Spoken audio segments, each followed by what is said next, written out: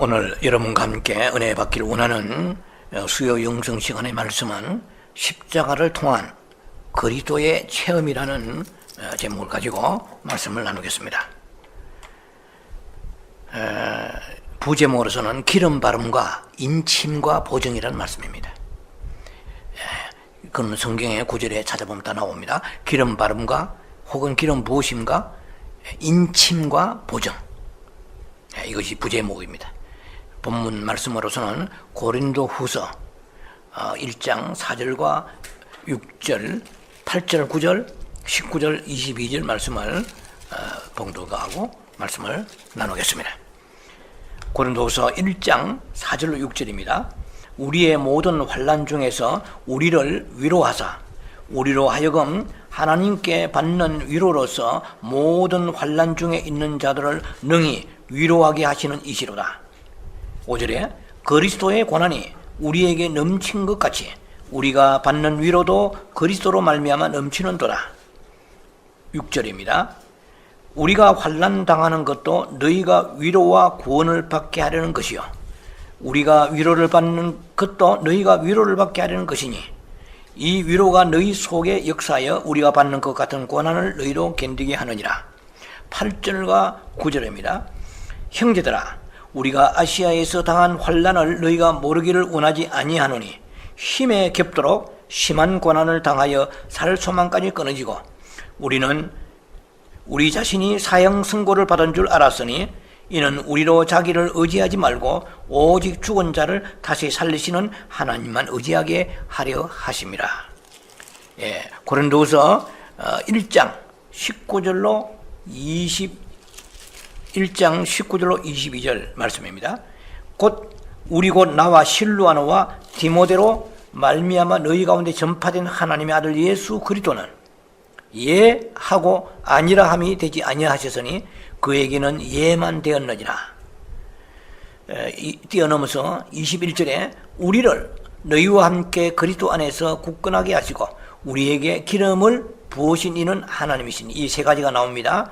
기름 부으심이 나오고 22절에 고린도후서 1장 22절에 그가 또한 우리에게 무하시고 인치시고 그 다음에 보정으로 우리 마음에 성령을 주셨느니라. 그래서 후반부에 시간이 되는 대로 기름 부으심과 인치심과 보정을 간단하게 설명하고 마칠 것입니다. 자, 말씀드린 것처럼 우리는 그 십자가 없이는 그리스도 체험이 깊은 체험이 나오질 않습니다. 자, 그래서 온전한 사역은 이 세 가지를 동반합니다. 성령의 기름 부음과 인침과 보정. 본문에 고린도 후서 1장 21절과 22절 사이에 이 세 가지의 징표가 나타나게 됩니다. 자, 그래서 고린도 후서는 굉장히 깊은 책입니다. 십자가의 죽음이 어떻게 역사하느냐. 두 번째로 그리스도가 어떻게 우리 존재 안에 새겨지는가. 세 번째로 우리가 어떻게 그리스도의 표현이 될 수 있는가. 이것이 이 고린도서 세 흐름입니다. 전체적으로. 그래서 성경에서 에베소서와 골로새서는 가장 높은 책이라면 가장 신약에서 깊은 책은 고린도 후서라고 볼 수가 있습니다. 제가 이 말씀을 준비하면서 깜짝 놀란 것이 있습니다. 제 평생에 처음 발견한 내용인데요. 제가 성경에 깊이 못해서 그런지 모르겠는데 고린도 전서와 고린도 후서에서 두 흐르는 맥락의 차이. 그래서 고린도 전서는 광야라면 고린도 후서는 가나안으로 가는 것입니다. 그래서 고린도 후서는 깊은 십자가의 체험을 통하여서 이 생명의 역사를 받아들이는 것입니다.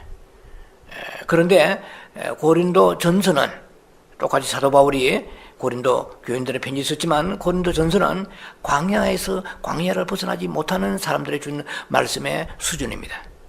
그러니까 고린도 후서에서는 그 육신에 속한 자들에 대한 얘기가 나오질 않아요. 고린도 전서는 무더기로 나옵니다. 거기에 고린도 전서 2장 14절 3장 1절 곳곳마다 너희는 어디에 속했느냐? 육신에 속한 자. 육신에 속한 자에 대해서는 얘기를 많이 해요. 심지어 고린도전서 10장 13절은 굉장히 제가 좋아하는 말씀입니다. 하나님께서는 친히 감당할 시험밖에 허락지 아니하신다. 얼마나 위로가 되는지 몰라요. 제가 이 말씀을 연구하면서 깜짝 놀랐어요. 고린도전 10장 13절은 역시 하나님의 말씀입니다. 그러나 고린도 후서하고는 차원이 다르다는 것을, 똑같은 하나님 말씀이지만은 그 받는 사람의 수준이 다르다는 것을 제가 느꼈다는 것이에요. 그리고 고린도전서 10장 13절 같은 데는 얼마나 우리에게 위로가 되는지 몰라요.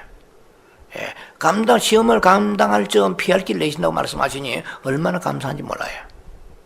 위로가 되죠. 그러나 이들은 가나안을 들어가지 못한 광야에 있는 사람들의 얘기입니다. 고린도 후서는 왜 가나안에 대한 하나님의 말씀과 전맥이 되느냐 하면 거기에는 십자가가 깊이 들어가 있습니다. 그래서 십자가를 깊이 통과해야 됩니다.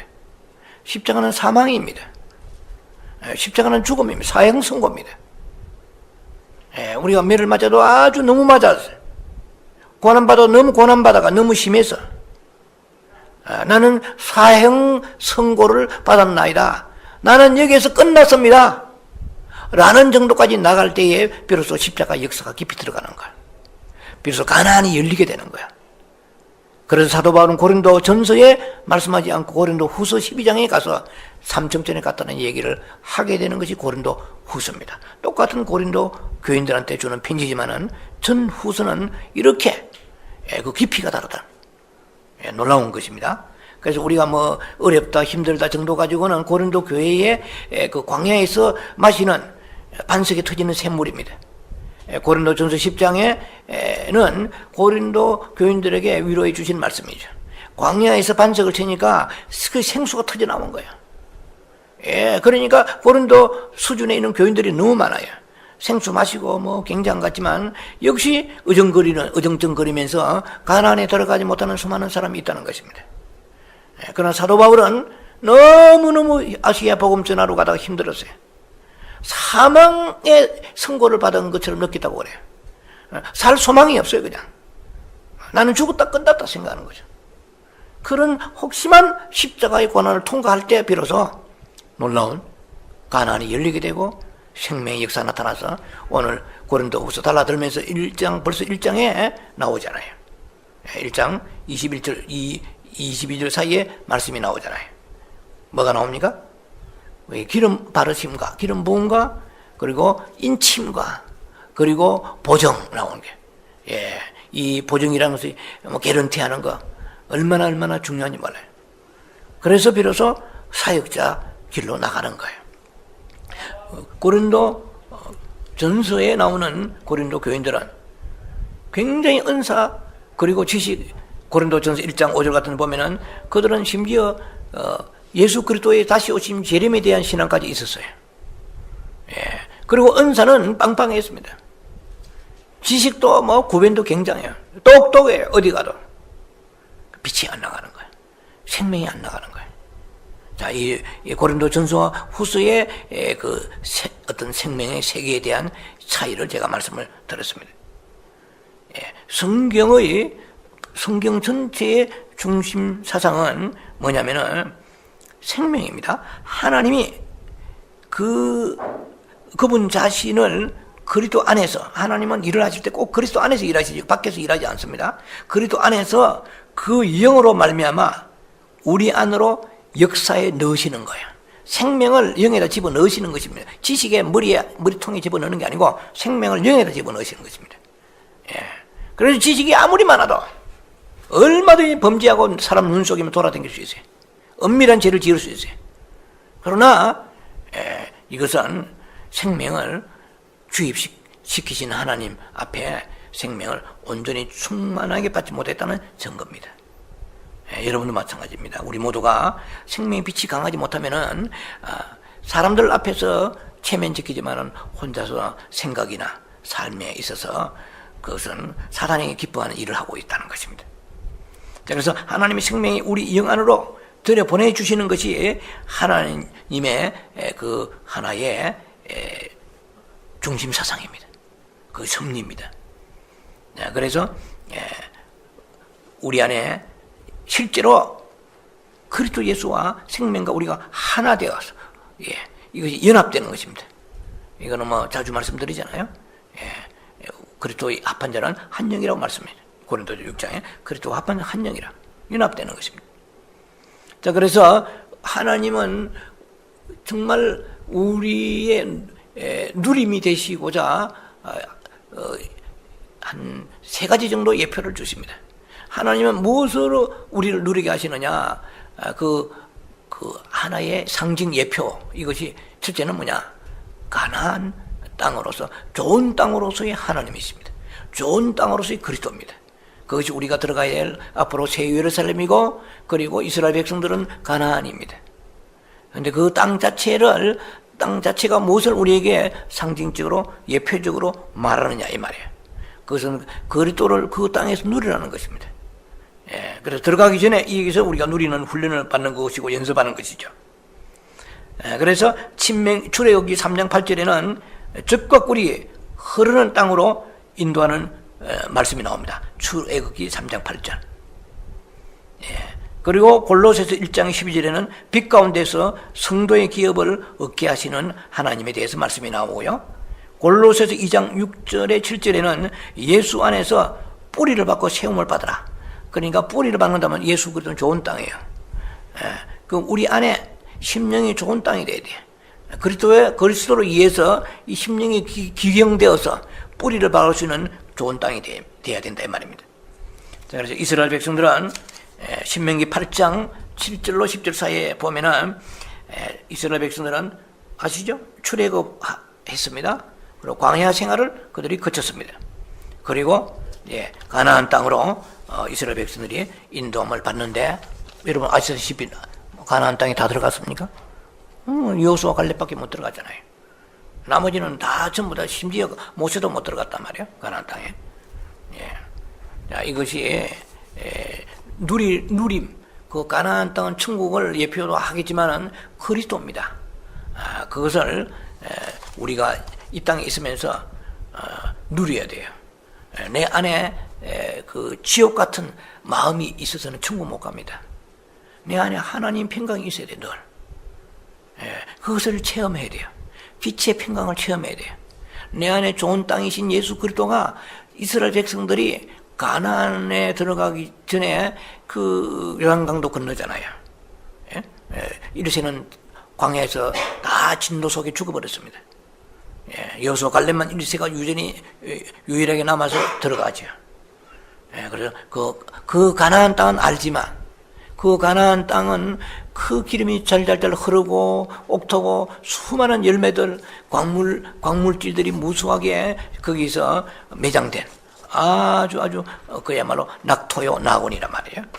그리고 장차갈 우리가 천국에 대해서 지식으로만 알고 있는 것이 중요한 게 아니고, 오늘 가야 될 그 낙원, 오늘 장차 우리가 들어가야 될 그 가나안 땅이 지금 내 안에서 그리스도를 통하여서 내 안에 좋은 땅으로 이루어졌느냐는 거예요. 말씀이 뿌리면 말씀이 착착 내 안에서 착건 뿌리를 내리고 내 안에 발화하고 성장하느냐는 것입니다. 그래서 말씀이 내 인격을 좌우하느냐는 거죠. 말씀이 내 인생을 핸들링 하느냐는 것입니다. 말씀 따로 생각 따로 가버리는 그런 삶을 우리가 소위 이렇게 모순된 삶을 살고 있지 않아요? 그런 좋은 땅인 그리스도 예수에게 씨가 뿌려지면은 이것이 열매를 맺어야 되는데 그렇지 않기 때문에 우리는 괴리된, 실제로 하나님 말씀과 괴리된 삶을 살고 있다는 것입니다.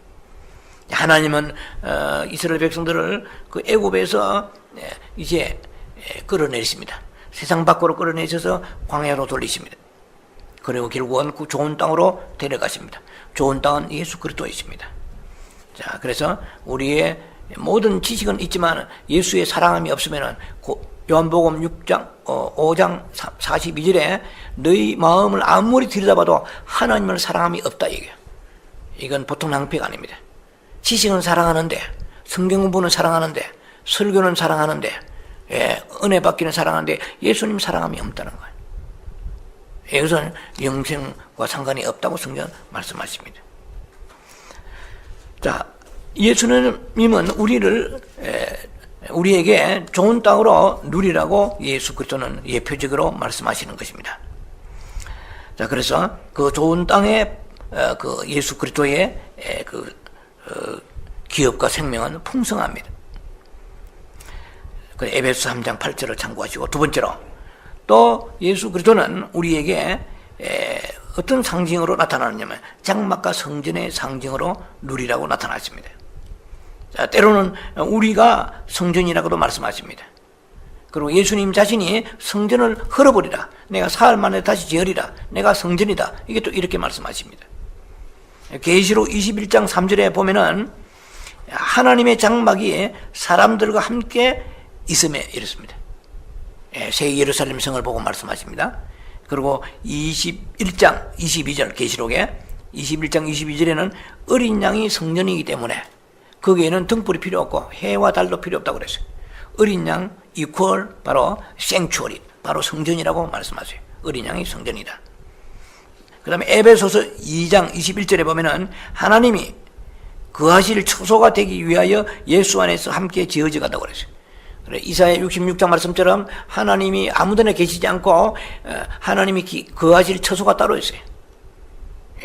거기서 구약적으로 실로라든지 예루살렘의 성전이 이렇게 되어 있지만 신약에 앞서는 우리 안에 지성소, 우리 안에 깊은 곳입니다. 자, 그래서 성전의 개념으로 주님이 나타나시는데요. 성전은 아시다시피 세 플레이스로 정해져 있습니다. 뜰이 있고 성소가 있고 지성소가 있습니다. 우리로 말하자면 우리의 그 육체, 이 몸은 뜰입니다. 그리고 우리가 가지고 있는 이 머릿속에 있는 지성 있죠. 지정의, 가슴에 있는 이모션, 의 하나의 윌, 의지, 이런 이 혼의 세계는 성소입니다. 그리고 이제 주님은 어디에 계시느냐? 지성소에 계신단 말입니다. 그래서 우리가 잘 알아야 될 것이, 우리의 생각에 아무리 머리가 박학다식해도 주님은 머릿속에 계시지 않습니다. 주님은 내 영 안에 처소를 두고 계세요. 영 안에. 그래서 성경 공부는 많이 하고 입에서 줄줄 거미줄처럼 누에가 실법, 맹주실법들이 뽑아내는데 불구하고 삶이 안 바뀌어. 욕심이 안 바뀌어. 인격이 안 바뀌어. 더티해. 거룩하지 못해. 이건 비참한 겁니다. 불행한 것입니다. 이것은 머리가 성전이 아니에요. 성전은, 지성소는 우리 마음의 깊은 곳 안에 또 다른 곳에 있는 지성소, 여기에 주님이 거하십니다. 그런데 그것이 바로 성경에서 얘기하는 우리가 영 안에 사는 삶입니다. 지성소 안에 사는 삶입니다. 그래서 우리가 생각이 많고 머리가 빙빙빙 돌아가는데 삶이 따르지 않는 사람은, 이 사람은 영 안에 있지 않아요. 지성소 안에 있지 않고, 지성소 안에 법궤가 있어요. 거기서 하나님을 만나는 것인데 지성소 밖에 벗어났으니까 지식을 만나는데 내 안에 영이 만나지 못하는 거예요. 그래서 내 혼은 나를 변화시키지 못합니다. 영의 생명만이 나를 변화시켜요. 영의 생명이 넘어올 생명이 없어요. 지성소 안에 내가 있지 않기 때문에.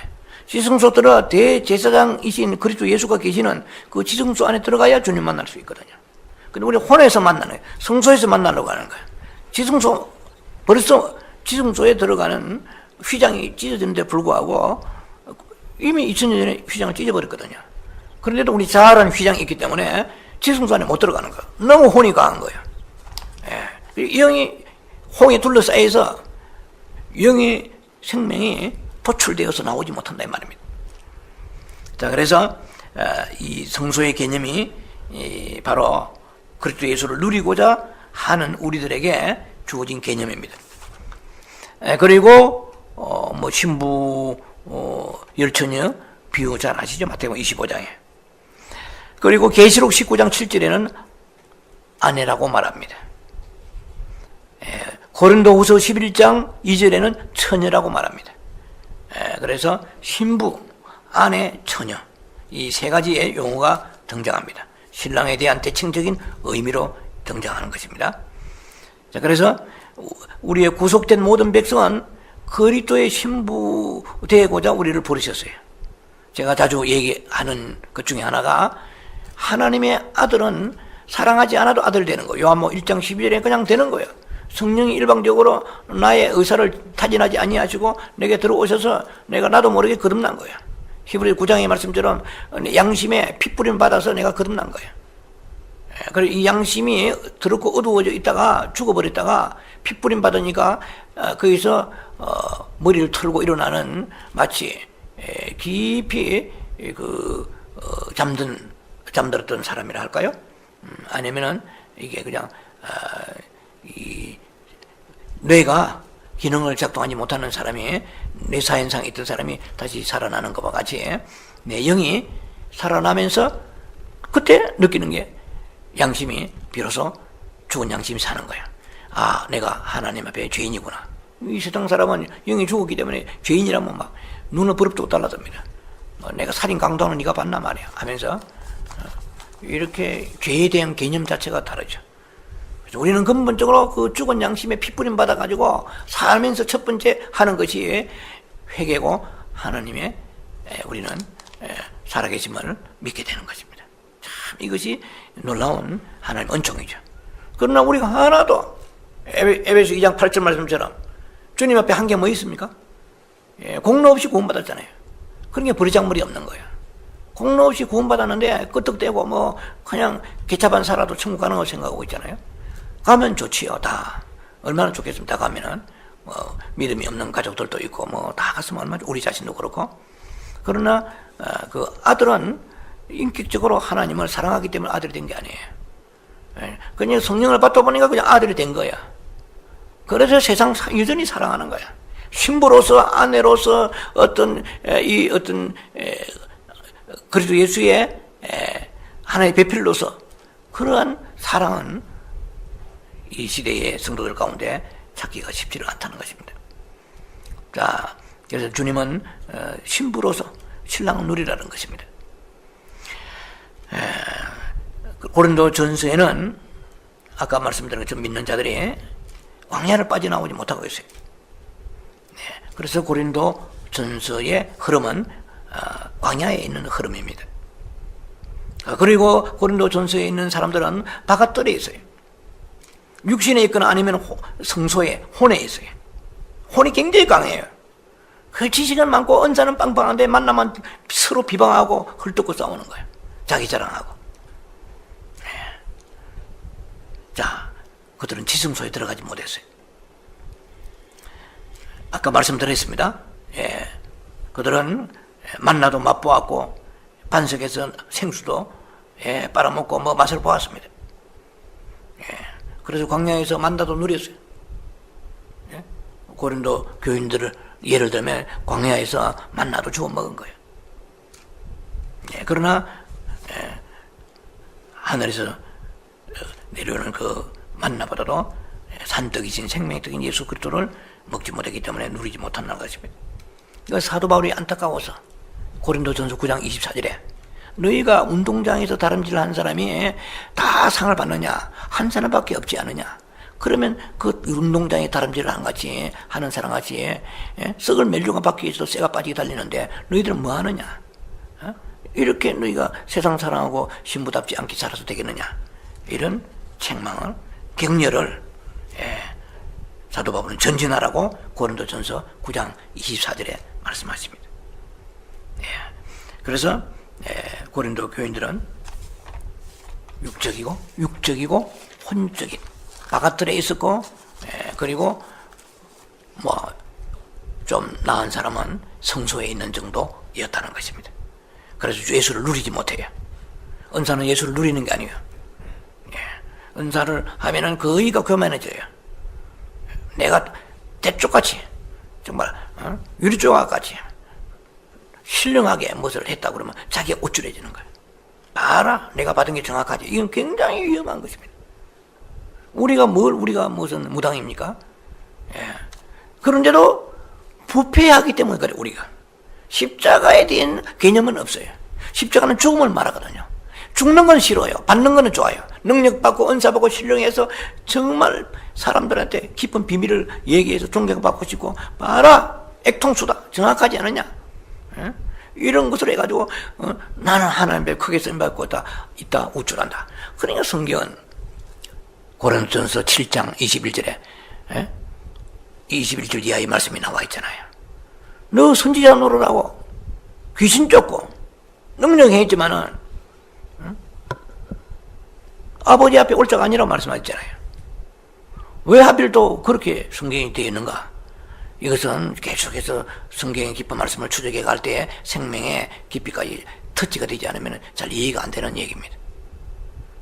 그래서 부패하기 때문에 능력과 지식이 생명이 아니거든요. 고린도 교인들에 나타나는 그 현상이 오늘날 이 시대도 나타납니다. 많은 분들이 나타나는데 은사는 죄가 아니죠. 선물입니다. 분명히. 그런 은사는 예수 그리스도가 아닙니다. 생명 자체가 아니에요. 은사는 어디에 속하느냐? 생명나무에 속하지 않습니다. 지식나무에 속합니다. 그래서 은사를 가지고 빨리 은사를 버리라는 것이 아니라 뭐 버리도 되겠죠. 주님 사랑해서 내가 옛것을 버렸다고 그랬죠. 고린도 13장 17점 가보면은 사도 바울이 고백하고 있죠. 나는 어릴 적 것을 생각과 그 모든 걸 다 잊어버렸다고 그랬죠. 버렸다고 그랬습니다. 버리고 안 버리고 중요한 것보다도 생명을 우리가 발견하고 찾아 들어가야 되는데 은사를 누리는 사람은 생명에 들어가기가 굉장히 어렵습니다. 왜냐하면 은사 그 자체가 자기에게 그 목마름과 갈망함을 막아버립니다. 포만함을 주는 것입니다. 능력이 나타나면 나타날수록 봐라 자기도 모르게 과시하고자 하는. 우리가 뭐 예수 믿기 전에 뭘 알았습니까? 우리가 병을 고치고 귀신을 쫓았어요. 예수 생명이 들어오기 때문에 피 가운데 능력으로 인하여서 은사로 그렇게 한다 할지라도 계속 계무하게 가야 되는데, 그래서 이 생명을 누리는 이 주님의 그 기다리심 쪽으로 방향을 바꿔야 되는데 그게 쉽지 않아요. 우리가 이런 얘기하면 은사 받은 사람은 굉장히 좋지는 않겠지만 할 수 없어요. 은사는 생명이 아니에요. 은사 받은 사람이 다 지옥 간다는 것이 아니라 은사를 받아서 생명으로 쪽으로 방향을 전환시키지 않으면 안 돼. 하나님의 음성 듣는 거 뭐 이것도 생명을 가지고 듣는 거하고 은사로 듣는 거 다릅니다. 주님을 사랑함으로 오는, 주님과 교통 속에서 친밀함 속에 오는 거하고 그저 기도 많이 한 능력으로 그 사람을 통해서 오는 거하고 다릅니다. 은사는 그 사람이거든요. 생명은 속 사람이거든요. 그래서 은사 있는 사람이 안 변한 사람 많아요. 강팍한 사람 많아요. 교만한 사람 많아요.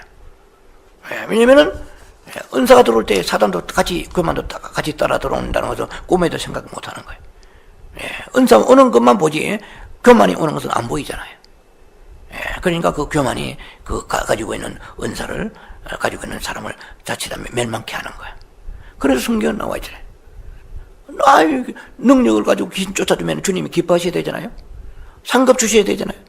네가 내 이름은 귀신 쫓았으니까 와라 멜루간 준비되어 있다 하셔야 되는데 천국에 못 들어간다 하는 이유는 어디에 있겠느냐는 거예요.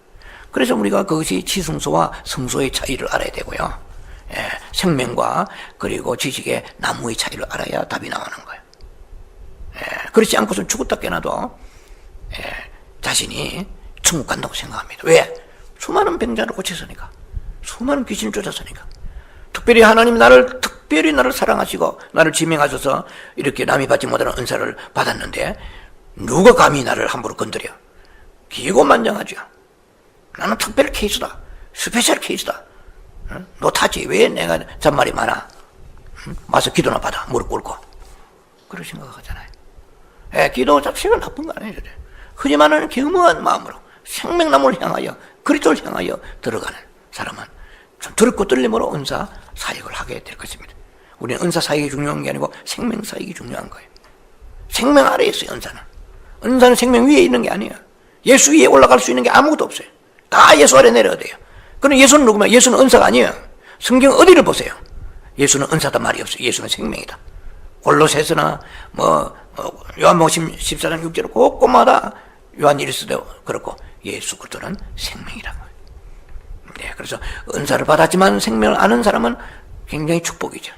은사도 행하고 생명도 주님 앞에 받으니까. 그러나 그 은사에 대해 유무에 대해서 관심이 적어져요. 생명에 관심이 많아지는 거예요. 그래서 예수와 그 예수의 생명빛이 내게 들어와서 내 안에 생명의 흐름이 충만하냐에 관심이 있지, 능력이 나가느냐에 관심이 있지 않다니까. 은사 생활을 해봐야 아는 거예요. 이거는. 은사 생활 한 사람은 예수의 생명에 관심이 없어요.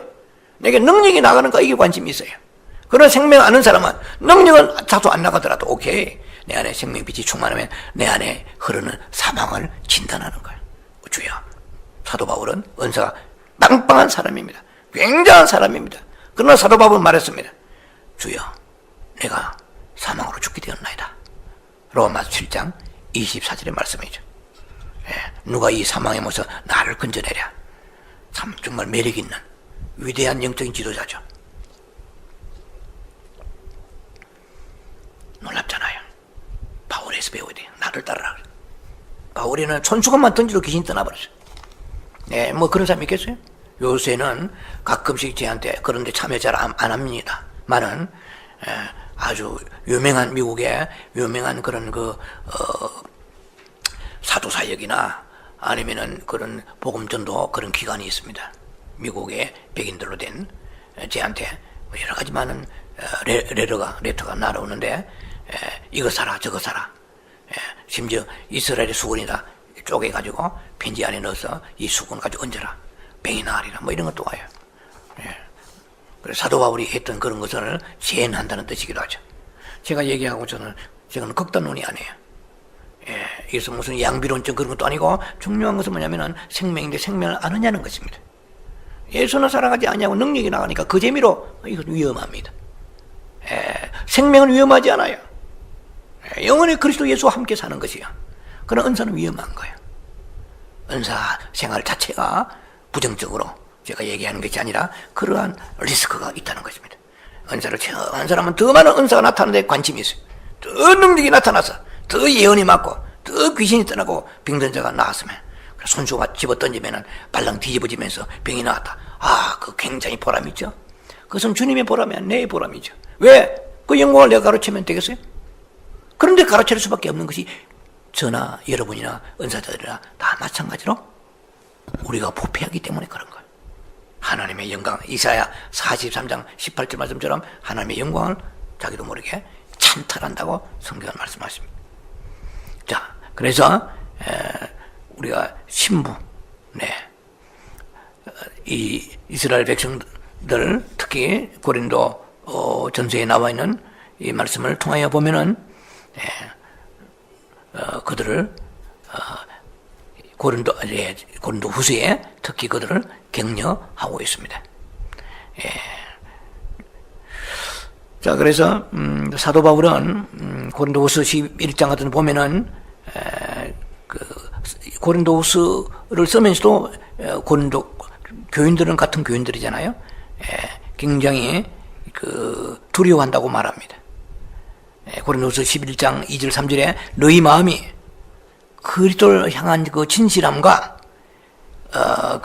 거룩함에서 떠나 부패할까 두려워하라. 여러분 오늘 생각해야 돼요. 여러분이 그리스도를 향한 그 진실함, 주님 앞에 진실하세요? 주님 앞에 거룩하세요? 이거 벗어나면 신부가 아니라고 말씀하십니다. 그래서 사도 바울이 걱정하고 있어요. 고린도 교인들한테 아름다운 정결한 신부로서 너희가 주님 부르심을 받았는데 너희는 은사 쪽으로 가지에 이 자꾸 진실도 없어지고 그리고 너희가 부패해지는 거예요. 마음이 더러운 거예요. 마음이 악한 거예요. 순결하고 순수해야 돼요. 영성의 세계는 단순해집니다. 지성소는 단순한 곳이에요. 성소에는 촛불도 있고 떡도 있고 뭐 분향대도 있지만 지성소에는 벗기면 단순한 거죠. 임재 속에 하나님의 기름 부심 속에 하나님의 영원한 영광 속에 나타나는 것. 영광 앞에서 모든 게 무력해집니다. 다 엎드리는 것입니다. 어디로 고개를 치켜들어요? 영광 앞에서. 그런데 이 고린도 교인들이 문제가 많은 거예요. 자, 그들에게 다른 목표는 잊어버리라. 예수를 유일한 목표로 삼아봐라 좀. 이게 신부거든요. 아내가 뭐 여러 다른 남자를 계속 연구하면서 다른 남자를 사모하면 이게 아내가 되겠어요? 신부도 마찬가지죠. 아내와 신부 다 똑같은 그런 처녀 같은 특성을 가지고 있습니다. 예수 그리스도는 우리의 신랑이십니다. 그리고 고린도 교인들한테 너희는 신부다. 신부로 부름받았다. 아들을 부름받을 때는 사랑하지 않아도 부름받았지만 그러나 신부로서는 자신이 마음을 들여야 돼요. 그저 아들이 되은 사람이 얼마나 많아요. 우리 모두가 다 그렇잖아요.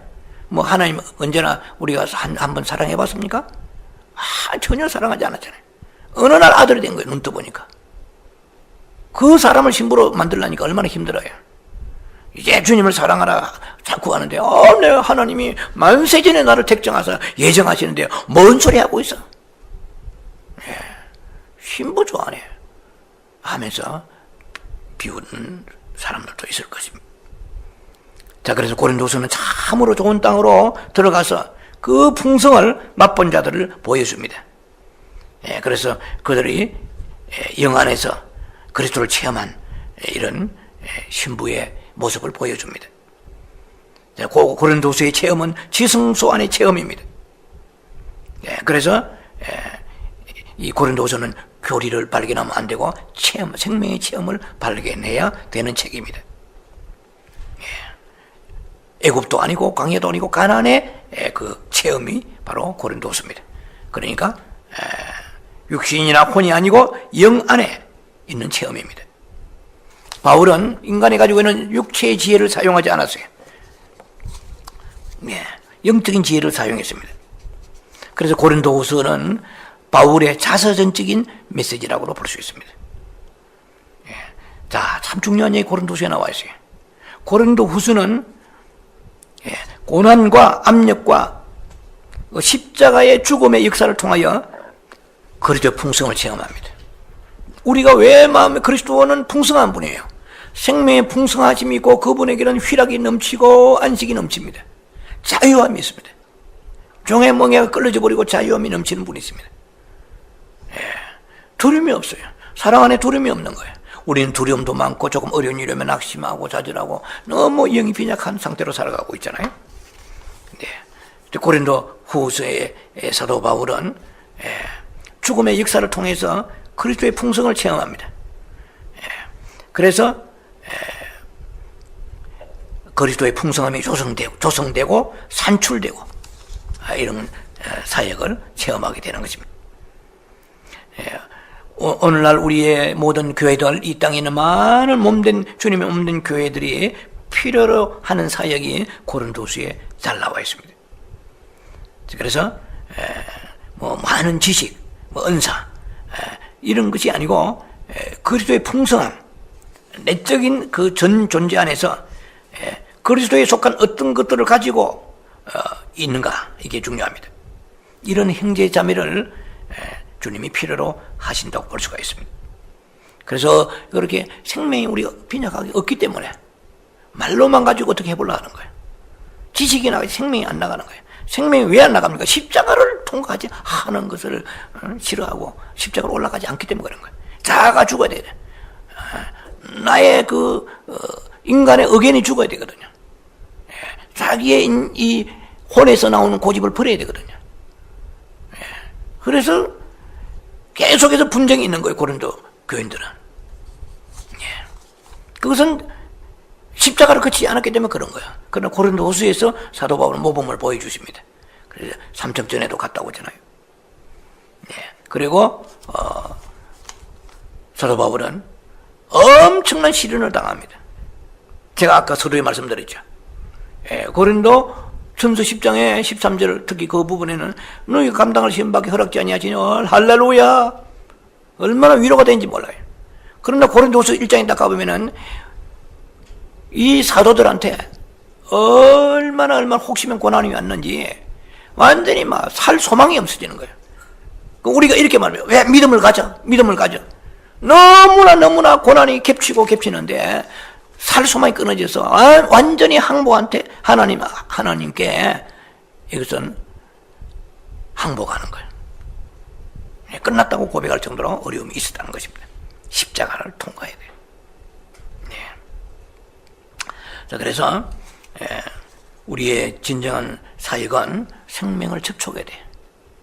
사람을 만나가지고 다 말을 잘하게 어떻게 구워 삶으려고 할 것이 아니고 생명에 나가야 돼요. 십자가를 거치지 않은 사람이 막 복음 전도자가 된다는 것은 위험한 것입니다. 우리의 진정한 사역은 생명 사역입니다. 성경 공부도 아니고 은사도 아니에요. 우리는 기도해야 됩니다. 주여, 영 안에서 그리스도 안에 있는 하나님의 어떠하심으로 말미암아 새겨지기를 원합니다. 주님 생명을 새겨주옵소서, 내 안에. 그래서 내게 타인에게 공급할 수 있는 하나님의 생명이 나가야 될 거 아닙니까? 이 생명을 받은 사람은 저도 말씀을 준비해도 생명이 올 때가 있고 안 올 때가 있어요. 예, 늘 생명이 오는 게 아니에요. 딱 알아요. 그거는 제가 양심으로. 딱 한마디 하나님께서 어떤 이것이 어떤 계시적이 딱 와요. 쉽게 말하면 전구에 불이 반짝 오듯이 이걸 생명을 딱 느끼는 거예요. 그런데 그렇지 못할 때는 힘들어요. 예, 가르쳐야 되고 성도를 기다리고 연구해야 되고 하니까. 그러나 주님이 주권적으로 역사하시는 그 순간이 glorified, 영광입니다. 그러면 빛이 확 들어오면은 막 성경이 확 열려버려요. 예, 그렇지 않으면 내가 막 열어야 되고 연구하고 굉장히 힘들어요. 예, 24시간 열리지 않아요, 저도. 당연히 열릴 때가 알아요. 주님께 왜 그렇게 하시느냐? 이게 생명이라는 거예요. 안 열리면 그거는 생명이 아닌 것은 무조건 사망입니다. 놀랍죠? 이 생명의 체험은요, 놀라운, 이게 천국의 체험입니다, 이게. 예수의 체험은 생명의 체험이요. 생명의 체험은 영원한 아버지 나라의 체험인 거예요. 이 생명의 체험이 없이 그냥 들어갈 수가 없어요. 연구 많이 하면은, 예, 양들은 뭐 입이 딱딱 벌어지겠죠. 와, 어떻게 말씀 탁탁 풀어가나. 그게 중요한 게 아니에요. 내 안에 생명이신 예수가 내 안에 역사하지 않고서는 아무런 의미가 없어요. 삶이 안 바뀌는 거예요. 그래서 때로는 성도들이 바뀌지 않는 것을 볼 때 좌절할 때도 있죠. 저뿐만 아니고 많은 목회자들이 그럴 수 있을 것입니다. 그래서 뭐 여러 가지 원인도 다양하게 있겠지만은 우리에게 중요한 것은 생명이 나오느냐는 것입니다. 자, 그래서 그런 그 주님이 우리를 세우셔서 그 생명의 사이 가는 사람들은 많은 고난을 허락하십니다. 네, 고린도서 1장 4절에서 6절 사이에 보면은 너무나 많은 고난을 받으면서 사도 바울이 영감을 통하여 그렇게 고백하죠. 우리가 많은 고난을 받았는데 고난을 받는 만큼 그리스도께서 우리를 위로하신다고 말씀하십니다. 또 뿐만 아니라 우리가 고난받는 것은 많은 사람들을 위롭게 하려 하심이라 이렇게 말씀이 나옵니다. 자, 그래서 그리스도의 고난이 내게 넘칠수록 더 많은 격려와 그리고 새로움을 누린다고 말씀하십니다. 우리가 타인을 격려하려면 고난이 없이는 죽었다 깨도 안 돼요. 입에 말 달고 다니서는 안 돼요. 그래, 진정한 고난의 불을 통과하지 않고 목회자야 된다는 건 제가 볼 때는요. 글쎄요. 답을 말할 수는 없지만은, 팽이한 것 가지고는 될 수가 없습니다. 그리스도의 십자가의 그 길 없이는 그리스도의 어떤 풍성함도 없습니다. 사역은 목회에서부터 모든 사역, 교사까지 십자가 없이는 되질 않습니다. 산출이 되지 않아요. 고린도서 1장 8절에 내가 지나치게 압박을 받았다 나옵니다. 힘에, 성경 그대로 본다면 힘에 겹도록, 이 굉장히 중요한 얘기입니다. 나름대로 제 깨달음이 왔는데요. 힘에 겹도록 심한 고난을 당하여 살 수만까지 끊어지고 이랬습니다. 그러니까 힘에 겹도록 쉽게 말하면 지나치게 압박받았다는 말이에요. 심한 짐을 진다는 뜻입니다. 여러분 자신은 너무 심한 압박을 받아본 적 있습니까? 너무 심한, 너무 혹시만 더 이상 견디기 힘든 이런 과정을 통과한 적이 있느냐는 것입니다. 이것은 굉장히 귀한 것입니다. 말씀이 앞서가야 돼요. 삶이 앞서가면 되는 게 아니고 말씀이 앞서가야 돼요. 말씀이 앞서가 내 발의 등이요 길에 빛이 돼야 돼요. 그래서 말씀이 계시로 가르쳐 주대요. 따라오라. 너의 삶은 이런 것이다. 말씀이 정리를 해줘야 돼요. 말씀 없이 앞으로 나가지고 허둥지둥하고 튀어나갔다가 물러서다 이렇게 해서는 안 되죠. 말씀이 앞서 나가면서 따라와. 네 말씀이 그거야. 너는 고린도 전서 속에 속해. 너는 고린도 후서 쪽이야. 이렇게. 그래서 고린도 후서는 사도 바울이 살 소망 끊어진 거예요. 왜 내 목회와 내 삶이 너무너무 힘듭니다. 굉장히 좋은 겁니다. 누가 보면 죄가 많아서 그렇고 특별히 당신은 조상 때부터 사람의 혼에서 나온 생각입니다. 성경 말씀대로 본다고 그러면은 이 너무나 지나치게 받은 압박, 이거는 원래의 뜻은 심한 짐을 짓는다는 뜻인데 여러분 심한 짐을 져보세요. 제가 에리피네스 운동 가도 백인들이 바벨을 들고 있었다가 보니까 한식을 하셨더라고요. 신음을 하면서. 예? 그것은 자기 몸에 지금 지나친 거야. 그러면서 막 바벨을 들면서 막 악악 소리 나는 거. 그래서 저 사람이 악악 소리를 안 내고 알아서 들으면 될 텐데, 그때에 그 무리한 부담이 넘었으면은 근육이 붉어져 나오는 거야. 그러니까 자기가 맞는, 그러니까 이 사람은 10파운드를 들어야 근육이 나올 사람인데 5파운드 매일 들면 근육이 안 나와요. 그래서 우리가 영적 성장하려고 그러면은 다른 사람은 뭐라고 하든 상관없어요. 어쩌다 이 말씀이 앞서가서 우리를 조명해 주셔야 돼요. 너무 힘들다. 주여, 이거 도대체 못하겠습니다. 수준까지 갈 때 십자가를 지금 통과하고 들어가는 것이거든요. 그럴 때 근육이 온다는 고통이 오더라고 보니까. 저도 운동을 해보면서 느끼는 게 실실 대강하면은 뭐 별로 몸에 영향이 없어요. 좀 약간 힘들다, 너무 힘들다 싶으면은 쓰러져 버려요. 예. 그때는 문제 생겼지만은 어쨌든 간에 어떤 한계를 브레이크 들어야 돼요. 돌파를 해야 되거든요. 돌파해. 그래서 이 참 땀을 뻘뻘 내면 이를 악물고 근육 운동하는 사람들은 저 무슨 짓을 돈이 나와 밥이 나와 왜 저러나 싶어도 그 사람들 근육이 탁탁 붉어지는 거예요. 그러나 대강 와서 막 옆에 사람 잡다면 땡긴 사람은 제가 볼 때는 물살은 그대로 있어요. 예, 그대로 출렁거리고 그대로 있단 말이에요. 그런데 막 힘든 사람을 보면은 땀을 그야 막 팥죽까지 흘려. 아니 저게 돈이 나나 밥이 나오나. 근데 그 사람 말이요, 근육이 나온다 하는 거예요. 예. 근데 근육이 나면 고통이 오는 거예요. 막 악악 소리 하면서. 그래서 십자가라는 고통이 우리에게 올 때에 그 고통은 나를 살리시는 하나님의 놀라운 경륜이거든요. 할렐루야 해야 되는데 말씀이 없으니까 주님 내게 왜 이러십니까? 이랬어도 되나요? 이러 나오는 거예요. 그럼 주님은 그래요, 된다. 그래, 그럴 수밖에 없다. 그래야 네가 근육이 나오지. 영적인 근육, 머슬은, 예? 파워풀한 이 우리가 스피리추얼 머슬은 무엇입니까? 이것은 우리가 십자가를 통과할 때 비로소 우리가 부활의 생명이 나오는 거거든요. 그래서 우리가 우리의 힘으로 버틸 수가 없습니다.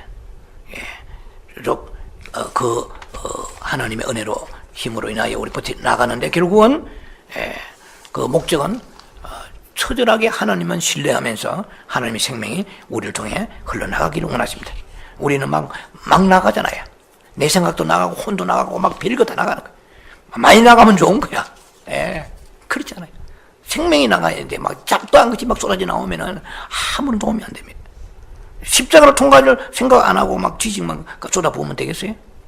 자, 사도들의 고통의 그 압력 아래서 생명까지 단념했을 때 그 고난의 결과가 무엇인가? 죽음입니다. 고난의 결과가 죽음이에요. 죽음의 그 체험은 부활의 체험으로 넘어가는 겁니다. 부활은 죽은 자를 살리시는 그리스도 하나님이십니다. 그 십자가의 역사는 부활 안에서 하나님을 체험할 수 있도록 우리 자신을 끝내는 거예요. 죽음은 끝내는 것입니다. 뭐 요즘에 끝장 토론이라고 있는데 끝장 본단 말이 있잖아요. 그렇게 좀 좋은 어구는 아니지만 우리 자신을 끝내는 거, 죽음은. 자, 십자가의 체험은 항상 부활의 하나님에 대한 체험을 가져옵니다. 바울은 우리가 정말 그 끝장 나는 것이 필요하다고 말하고 있습니다.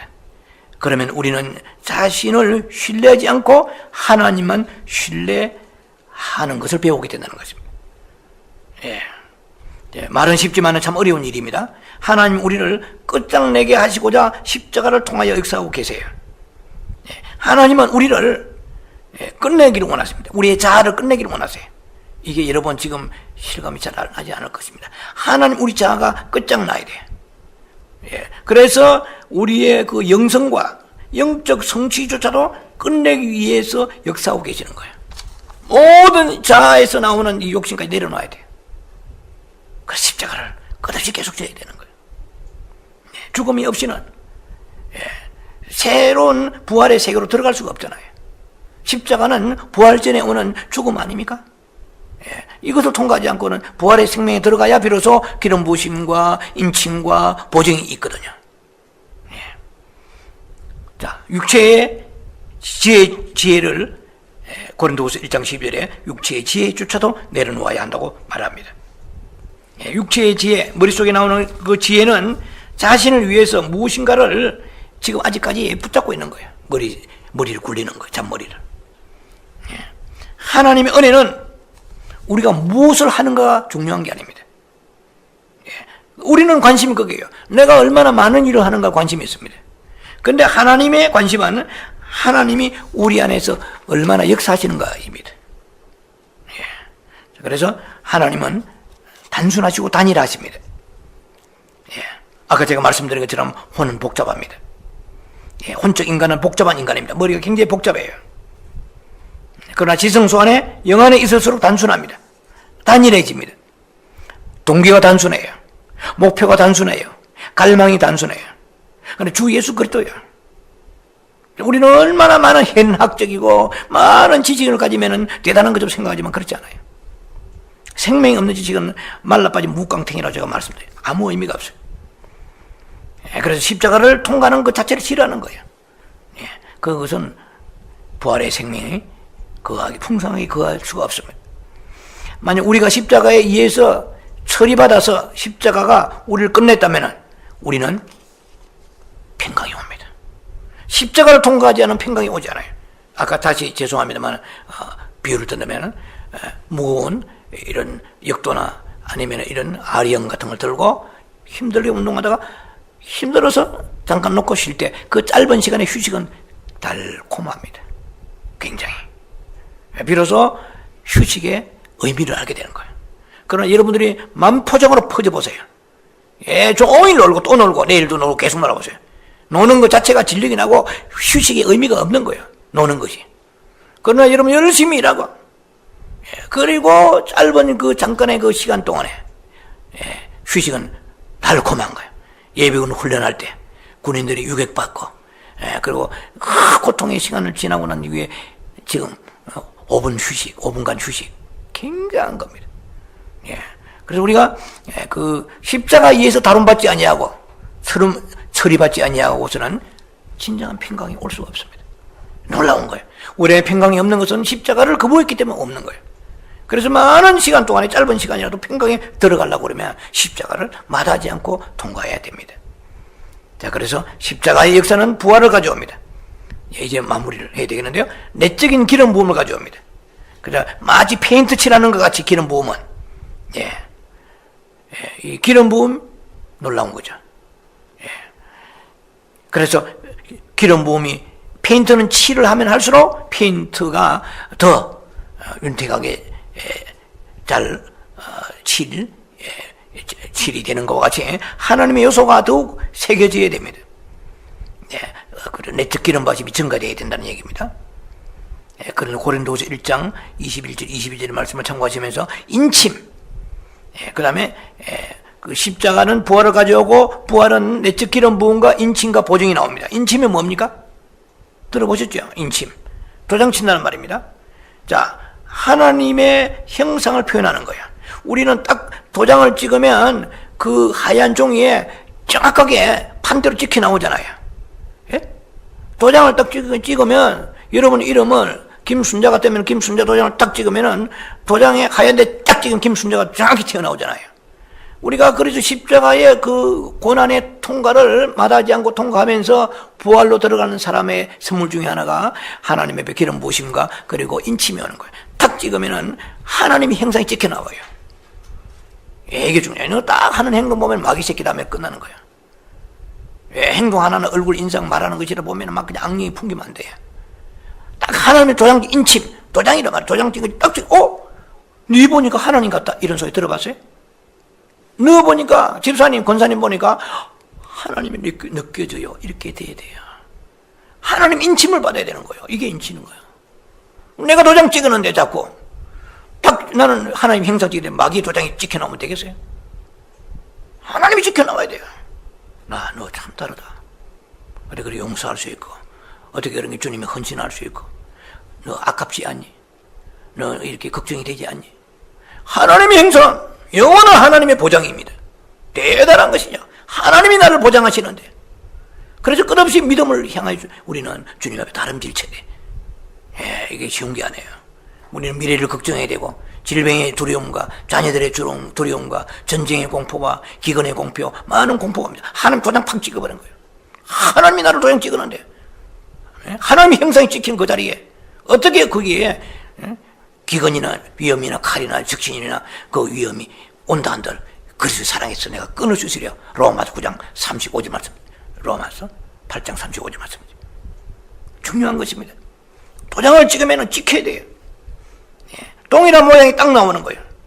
이거 뭐 도장 팠단 말이죠. 요즘에는 뭐 미국에 도장 안 파고 사인하잖아요. 한국에 지금도 도장 팔 텐데 도장 딱 파가지고 탁 찍으면 판대로 딱 찍혀 나오는 거예요. 하나님이 탁탁 찍혀 나와야 돼요. 아내 얼굴 앞에서 내 남편의 도장이 탁 찍히니까 하나님의 얼굴이, 자녀들 앞에서 직장에서 세상에서 탁탁 찍혀내는데 어떨 때는 희미하게 하나님 도장 찍히고 어떨 때는 선명하게 마귀 도장이 찍혀 나오고 되겠어요? 인침. 그리고 우리의 삶 속에 주님이 십자가를 집어넣고 계세요. 할렐루야, 찬양하고 감사합니다. 아버지 왜 내게 이런 것이 옵니까 하면 되지 않고 하나님의 그 섭리 경륜을 우리가 읽을 줄 알아야 된다는 얘기라는 것입니다. 그 다음에 보정이라는 거예요. 그 영의 보정인데 하나님을 온전히 미리 맛보는 거예요. 하나님에 대한 그 보정입니다. 보정이라고 그러죠. 고린도 1장 22절에 하나님을 미리 맛보는 것이에요. 그래서 미리 여러분들이 뭐 집을 계약할 때 보증금을 주잖아요. 보증금이라는 게 있단 말이에요. 미리 계약하는 것입니다. 하나님이 보증이 우리 와야 돼요. 하나님 맛보는 것입니다. 자, 그러한 역사가 바로 십자가를 통한 그리스도의 체험입니다. 그래서 우리의 매일 삶 속에 우리가 원하지 않는 고통스러운 많은 것들이 온다 할지라도 그 십자가를 외면하고 불평하고 원망하면서 인위적으로 어떻게 해보려고 하지 말고 담대히 하나님 앞에 기쁨으로 맞이하면서 배날 준비하는, 그래서 우리의 삶 속에 부활의 역사가 나타나고 그 페인트공이 계속 페인트를 터치해서 아름답게 페인트를 완성하는 것과 같이 또 하나님의 인침이 나타나서 이상하게 탁 찍히면 하나님의 형상이 찍혀 나와요. 말에서 찍혀 나오고 얼굴에 찍혀 나오고 행동에 찍혀 나오는 거예요. 그리고 하나님의 보증이 미리 와서 내한테 보증금을 받는 거예요.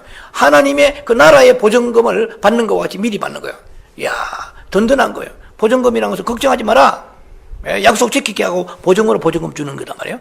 보증금이 10,000원으로 더 좋은 거예요. 보증금이 만약에 5달러는 그런 것은 별게 아니에요. 그러나 보증금이 만약에 50만 달러, 500만 달러 들었다 어떻게 되겠어요?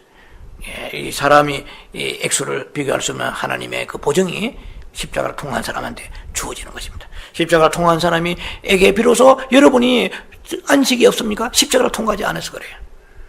그 강한 훈련을 고통스럽게 훈련을, 이게 십자가와 같은 거, 예를 들면 너무 힘든데 그들이 그 땀을 막 팥죽 같은 땀을 흘리고 장가시면서 휴식을 즐길 때 그때 그들의 평안 그건 체험해야 해보면 아는 겁니다. 마찬가지입니다. 십자가는 너무 고통스럽습니다. 그러나 평안이 아무나 오는 게 아니에요. 부활 안에 평강이 있다 이 말이에요. 십자가 없는 평강이 없어요. 그러나 주님은 우리 모든 사람들한테, 여러 공평하신 주님은 우리 모두에게 남이 알지 못한 십자가가 있습니다. 그 십자가는 부활을 통하여 하나님의 놀라운 인침과 보정과 그리고 하나님의 기름 부심을 우리에게 풍성케 하시려고 하시는 것입니다. 그래서 십자가는 바로 그리스도를 체험하는 것입니다. 그래서 우리의 삶 속에 어떤 것이 올지라도 두려워하면 안 됩니다. 담대하게 그 주시는 주님이 허락하지 아니하시는 십자가의 고통이 있을 수가 없습니다. 모든 어떤 어려움이 있다 할지라도 주님의 놀랍고 아름다운 경륜의 뜻이 계신다고 생각하시고 소망 가운데에 나는 왜 이리 어려워, 왜 이리 내 인생이 안 풀려라고 생각하지 마세요. 지금 잘 풀리고 있는 것입니다. 지금 아버지 뜻대로 되어가고 있는 것입니다. 다만 반항하고, 다만 거기에 불순종하고 원망 불평하고 악담이 나오고 악한 생각 나오면 십자가는 결코 내한테 성취되지 않습니다. 부활의 영광도 없고 그 인침과 기름 부심과 그 놀라우신 하나님의 그 보정이 나타나지 않는 거예요. 찍으면 고통받는데 더 마귀처럼 형상이 튀어나오면 이것은 십자가를 받지 않은 것입니다. 십자가를 순순하게 받아가는, 살 소망까지 끊어지는, 왜 하필 하나님은 내 목회를, 왜 하나님 나의 인생에 이런 어려움을 주시나이까 하는 그런 평진들도 많을 겁니다. 그러나 주님의 깊은 경륜을 알아야 됩니다. 고린도 전서와 후서는 다릅니다. 고린도 후서에 나와 있는 이 깊은 하나님의 다루심처럼 주님이 오늘 우리를 때로는 살 수만까지 끊어지는 환경에 오더라도 이 사람은 하나님 복을 받기 위한 준비 작업에 들었다는 생각이 됩니다. 하나님의 복은 하나님 누리는 것입니다. 하나님 누리는 게 중요한 것이 뭐 많은 물자가 많은 것을 얘기하는 게 아닙니다. 육신의 행동을 얘기하는 게 아닙니다. 육신의 행동을 많아도 불안 속에 사는 사람 많아요. 건강해도 죄진대 쓰는 사람 많아요. 그러나 우리가 평강이 있어야 돼요. 어느 곳에 뭘 정말 고구마 한 쪽 먹더라도 평강이 있어야 돼요. 손바닥만 햇빛 안에 하나 보더라도 평강이 있어야 됩니다. 저녁에 침소에 들어갈 때라도 평강이 있어야 됩니다. 생명이 있어야 됩니다. 주님을 교제하고 누려야 됩니다. 그것이 우리의 이 세상에 사는 영원한 목표, 이 땅에 사는 목표지, 그것이 영원한 아버지 나라와 연결되는 이 세상에서 축복된 목표가 되는 것입니다. 다른 목표, 단일한 목표, 단일한 갈망, 단일한 주제, 단일한 하나님 소망을 가지고 나아가는 것이 우리의 신부에 가는 길입니다. 그런 여러분 되기를 주의 이름 축원합니다. 기도하며 자비하신 아버지 은혜를 감사합니다. 오늘은 그리스도 십자가를 통한 그리스도의 체험에 대한 말씀을 나누었습니다. 기름 바름과 인침과 보정이 우리 안에 넘치게 해주셔서 그러므로 그 사역을 가지고 그 놀라운 하나님의 은혜를 가지고 자신도 주님과 그리스도 예수를 누릴 뿐만 아니라 사역도 감당하는 저희들 되게 하옵소서. 예수님 이름으로 감사기도 합니다. 아멘.